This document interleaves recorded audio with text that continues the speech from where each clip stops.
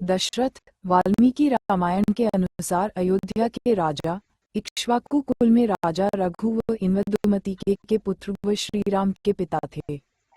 उनकी 3 पत्नियां थीं, कौशल्या, सुमित्रा तथा कैकेयी। महर्षि ऋष्यशृंग की पत्नी शांता दशरथ की पुत्री थीं, जो अंग महाजनपद के राजा रोमपाद को गोद दी गई थी।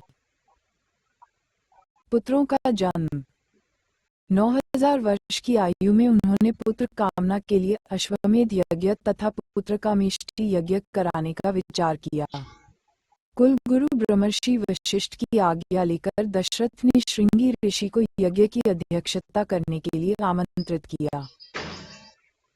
श्रृंगी ऋषि ने दोनों यज्ञ पूर्ण करवाए। दशरथ को स्वर्ण पात्र में नैवेद्य का प्रसाद प्रदान करके ये कहा कि अपनी पत्नियों को ये प्रसाद खिलाकर वह पुत्र प्राप्ति कर सकते हैं।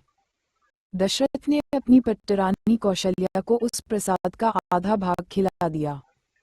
बचे हुए भाग का आधा भाग दूसरी रानी सुमित्रा को दिया। उसके बचे हुए भाग का आधा हिस्सा उन्होंने कैकेयी को दिया। उन्होंने बचा हुआ 8वां भाग भी सुमित्रा को दे दिया। तत्पश्चात राम, भरत तथा लक्ष्मण व शत्रुघ्न का जन्म हुआ।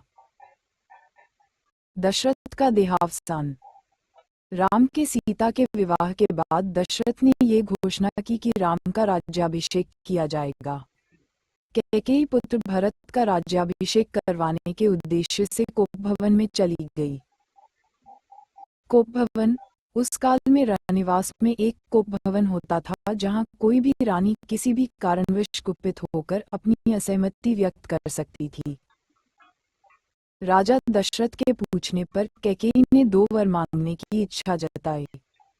एक से स्वयं के पुत्र भरत को अयोध्या की राजगद्दी तथा दूसरे से राम को 14 वर्ष का वनवास। राजा दशरथ ने दोनों वर दे दिए। पिता की आज्ञा से राम, सीता तथा लक्ष्मण के साथ वन की ओर निकल पड़े। राजा दशरथ ने पुत्र वियोग में प्राण त्याग